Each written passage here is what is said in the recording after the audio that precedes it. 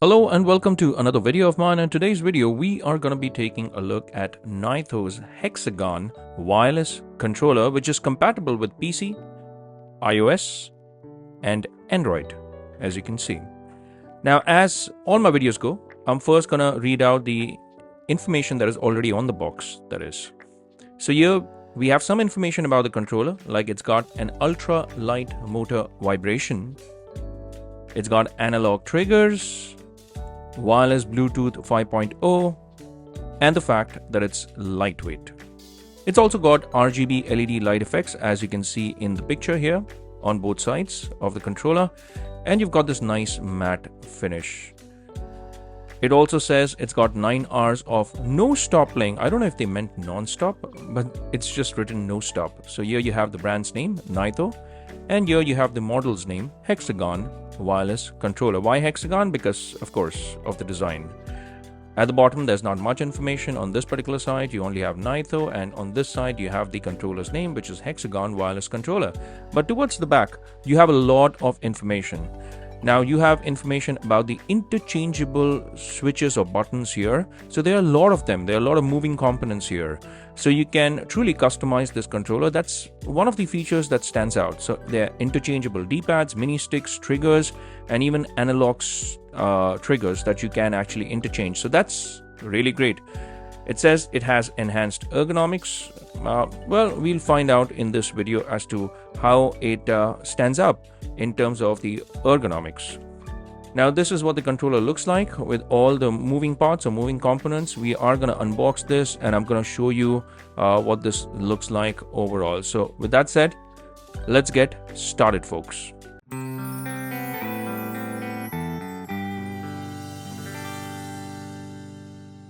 Okay, I'm going to increase the speed of this video while I do the unboxing, and let's do exactly that and see the contents of the box.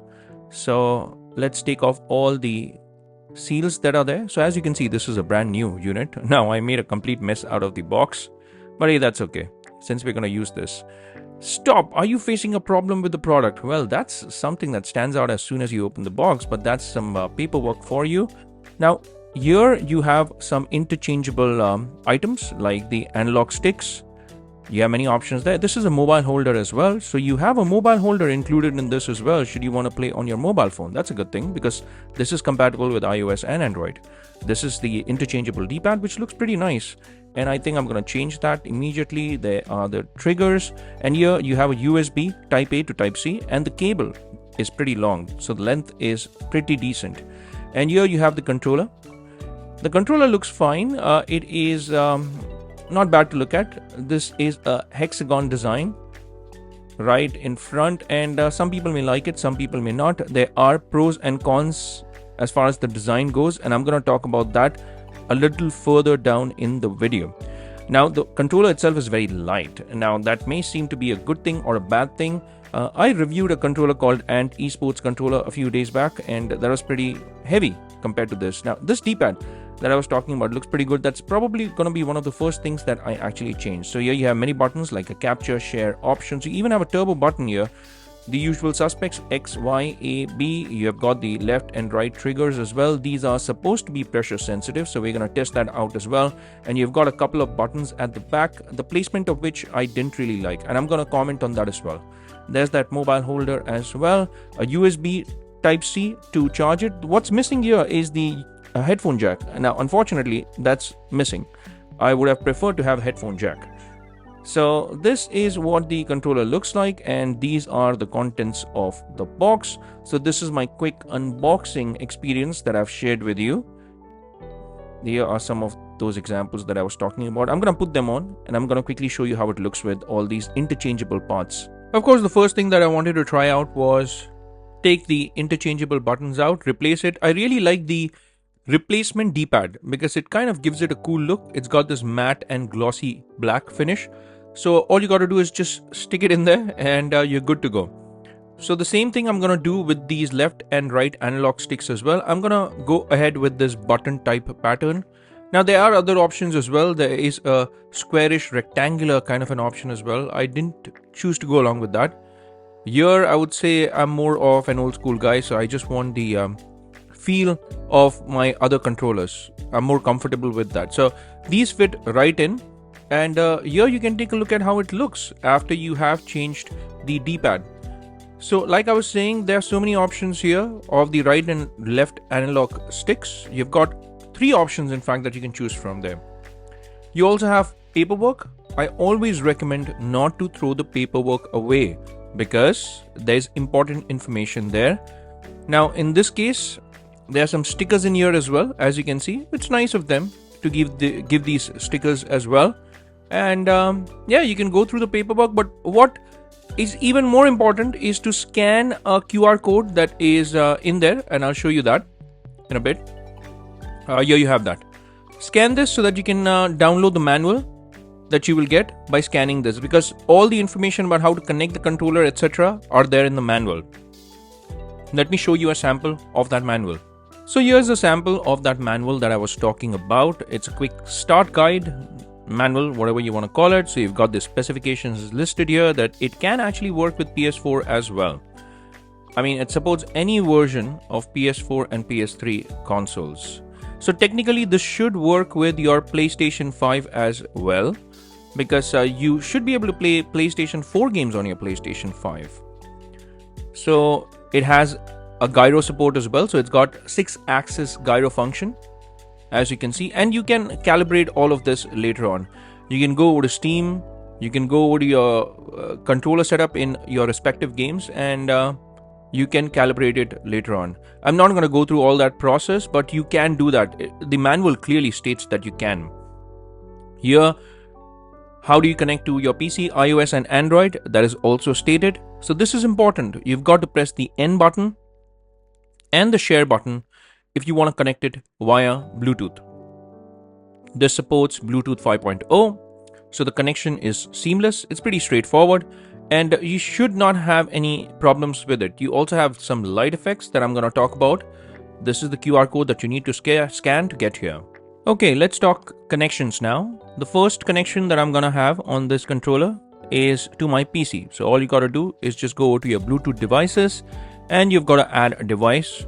Here in this case, what you've got to do is press the N button and press the share button simultaneously for a few seconds. So let's go at it, and you will see some lights blinking on the controller.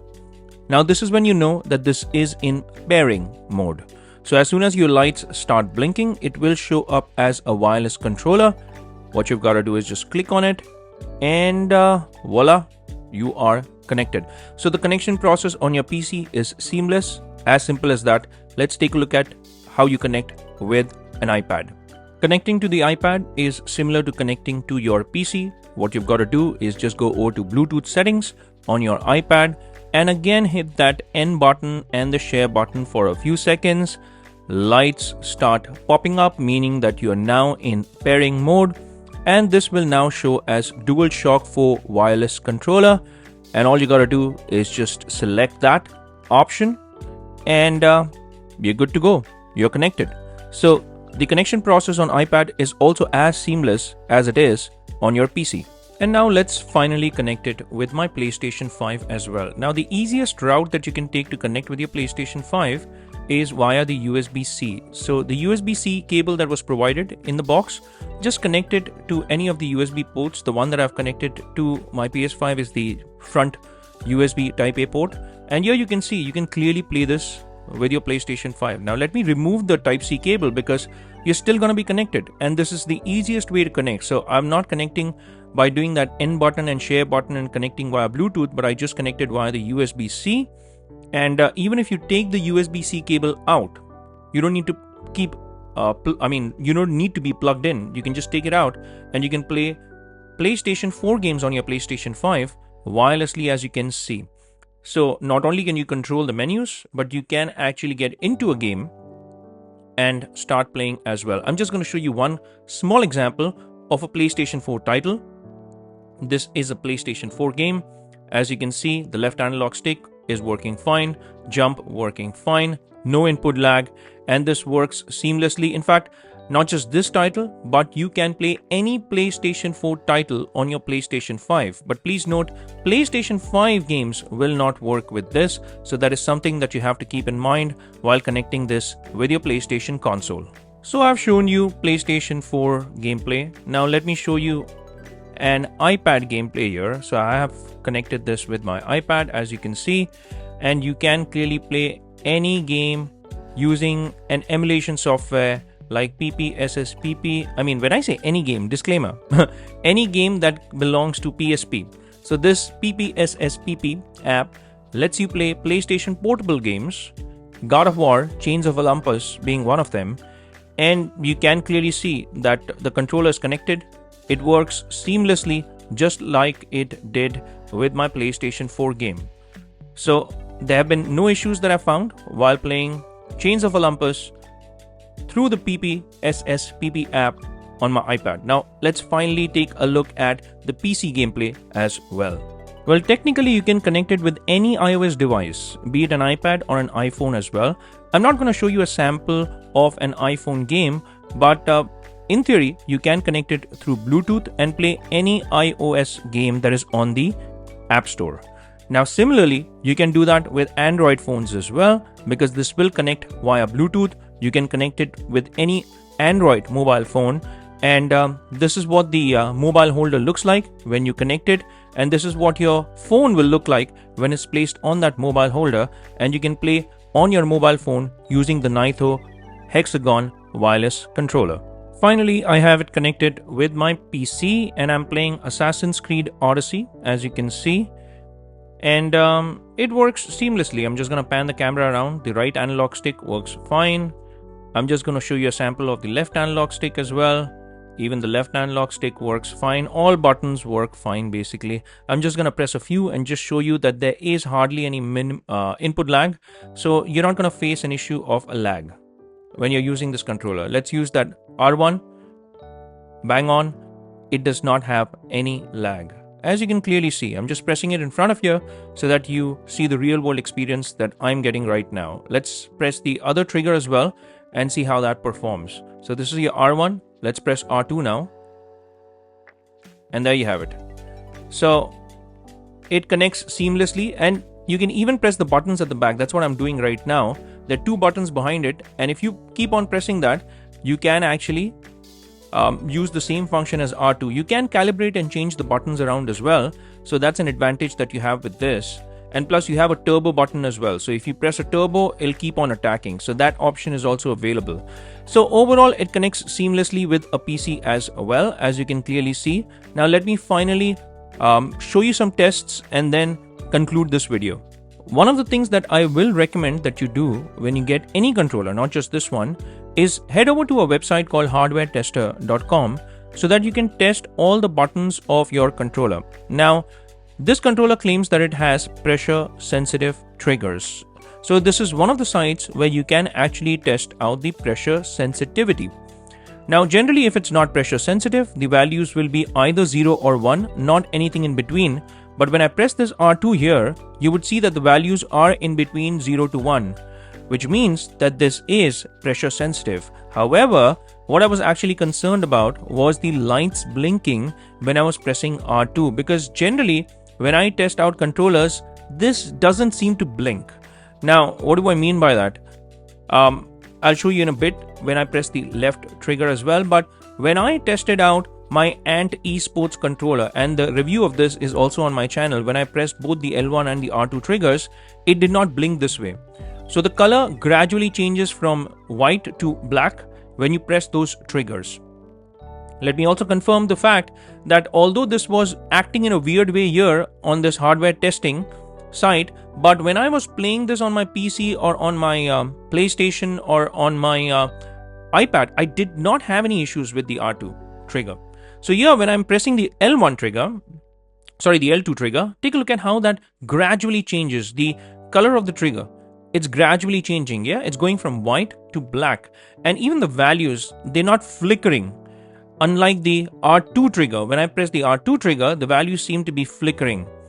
This was concerning to me, but I did play this with games, and it did not have any issue in any of the games that I played. In fact, I played Resident Evil 6 on my PC for a very long time using this, and I used the R2 trigger a lot. It did not have any issue whatsoever. So I don't know why it was showing this weird flickering here when I was testing it out on hardwaretester.com, but I do recommend that you test out any controller that you get with this.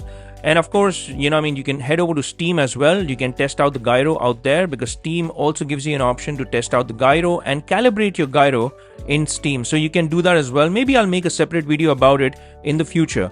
But right now, as you can see, hardwaretester.com, all the other buttons seem to function fine. So whenever I press any other button except for that R2, there is no issue. Only the R2 had me concerned, but thankfully, in-game, in real world, it did not have any issue. So I'm just going to press all the buttons just to show you that all the other buttons function absolutely fine. Here's the right analog stick. It is absolutely fine. And here's the left analog stick, which is also fine, by the way. I'm just going to press on the start or the options button here, the share button, just to show you that every button works fine. And L1, R1 triggers as well, just the R2 again. Here's that weird flickering, I don't know why. And apart from that, let's check out the D-pad as well. So everything's fine. So I recommend that you also do this test whenever you get any controller. Now let's finally head over to the pros and the cons of this controller, and I'll give you my 2 cents, and I'll also let you know whether you should buy it or not. What do I recommend? So let's head over to the conclusion. Alright, so while I'm concluding this video, I would just like to talk about some cons of this particular controller and some pros, and finally I'll let you know whether I would recommend this or not. So let's start with the cons. The first con that I would say in this controller is the fact that the rumble motors are extremely weak. I mean, it is so weak that sometimes it'll feel like it's tickling you in your hands. I mean, that's what it feels like. When you use powerful controller or a controller with powerful rumble motors, they feel nice, but here the effect is very teeny. So that's con number 1. Apart from that, the missing port in my case is con number 2, which is the headphone jack. I sorely am missing the headphone jack, because sometimes I run out of batteries on my Bluetooth headphones. So when I do, I would just like to plug in my 3.5mm earphones through the headphone jack, and that is missing on this one. So if I'm using a Bluetooth earphone, apart from my Razer, it has a lag. If you understand what I mean, only use Bluetooth headphones or earphones with a dongle when you're gaming. If you don't have a Bluetooth earphone with a dongle, just plug in a earphone through the headphone jack so that you don't have any lag. So that's the second con. It's missing that. The third con, which can also be a pro, in my personal opinion, is the design itself. Now, some people may like the design, some people may not like the design. That's a con because it's got this transparent hexagon design, and what it can do is attract a lot of dust. Now, when you compare it with something like the Ant Esports, this design was very familiar. It was very familiar to your PlayStation 5 controller. And even the build quality, it was very, very heavy. It feels like it's built solidly, but this one is very light. So the design and the lightweight of this controller might be a turn-off. It might be, in fact, a pro as well for some. So this can even be a con. It can even be a pro, the design and the lightweight. Why do I say the lightweight is a con? Is because it may feel like it's not built well. It's built well, the plastic quality is good, but I'm just saying that it can feel that ways. And as far as the design con goes, because it's transparent, if you have a dusty environment, a lot of dust can actually go into the controller if you want to play with this for a long time. So that's something that you have to keep in mind as well. Now, apart from that, the other con that I found was when I tried connecting this controller to my PC, and this is probably just a once-off thing. I will test this and maybe I can come back and comment. When I tried connecting this to my PC after I had connected this to my iPad, somehow the battery just ran out. I don't know why. Maybe it's a problem with my unit or not, but I can just maybe comment about it in a pinned comment in the future. So stay tuned for the comment section and an update on the performance of this controller as well, because I'm going to test this out way more than I did for this particular video. So these are the few cons that I've mentioned. Now let me also talk to you about the pros. Now the pros, of course, is the design. The design is a pro because it looks cool. I mean, I have always liked matte finish in any products, and this one has matte and glossy bits, so it looks great. The hexagon design actually looks good. There is RGB lighting as well, and you can of course change the lighting. As I told you, do check out the manual, because there are instructions on how you can go about changing the lighting, change the pattern, like whether you want to have a breathing pattern or a static pattern, and plus you can actually turn the lights off as well if you don't like RGB. So I like the fact that it looks cool, the design is nice. The second thing, which probably is the most important thing to a lot of gamers, would be the interchangeable buttons. You can change the D-pad, you can change the triggers, you can change the analog sticks, the right and the left analog sticks. You can in fact have a rectangular left analog stick and a circular right analog stick. So that customization option is available to you. So that is one of the biggest pros that this controller has. Now the third pro is that you can connect it across multiple devices. So you can connect it with your iPad, your iPhone, any iOS device, with your Android phone. You can even connect it with your PlayStation 5 and play PlayStation 4 games on it. And of course you can connect it to your PC, so you can connect it to multiple devices. So that's a pro as well. Now, I mean, the same was for my Ant Esports controller as well. Again, if you haven't really checked out my review of the Ant Esports controller, please do check it out. So these are some of the pros that I can think of. And lastly, of course, the price. Now, I purchased this for less than 2000 Indian rupees, which was like 1950 rupees. It's way cheaper when compared to something like this wired controller, which is my PowerA wired controller, which is an Xbox controller. So you can even use this with your Xbox Series X and S, but this was way more expensive than this. So, but it was also well built. The plastic quality here, as you can see, it's got this matte red finish, and it's really good. The red and the gold, well, it looks fantabulous. It's even got volume toggles. It's got that capture button, so you can press this and start recording your videos as well.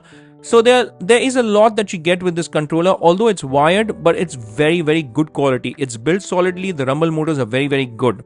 So I think you get what you pay for with that. And even with the Ant Esports. Now the Ant Esports is not very expensive. It's just probably a few hundred rupees more than the Nitho. And if you personally ask me which one would I actually choose, I would choose the Ant Esports, because it just feels built better. And you even have this trackpad here, just like the PlayStation 4 and 5 controllers, which is actually missing on the Nitho Hexagon controller. And this just feels good to hold. It's really, really good to hold. So it gives you that premium feel. But considering the price, which is less than $25, it is kind of easy to recommend. If it was more expensive, then I would find it difficult to recommend. But if I really have to tell you to buy a controller in that price range of 2500 Indian rupees, somewhere between $25 to $30, I would recommend the Ant Esports controller. Do check the review out of that. So here's my 2 cents about this Nitho Hexagon Wireless Controller. What do you think about it? If you think that I've missed out on any point, please do let me know in the comments section. If you've liked the content, please don't forget to hit that like and subscribe button, and also that bell icon in case you want to get notified with all my latest videos. It's a wrap for this one, and I will see you lovely folks in my next video. Until that time, I'll say take care, stay safe, and may God bless you all.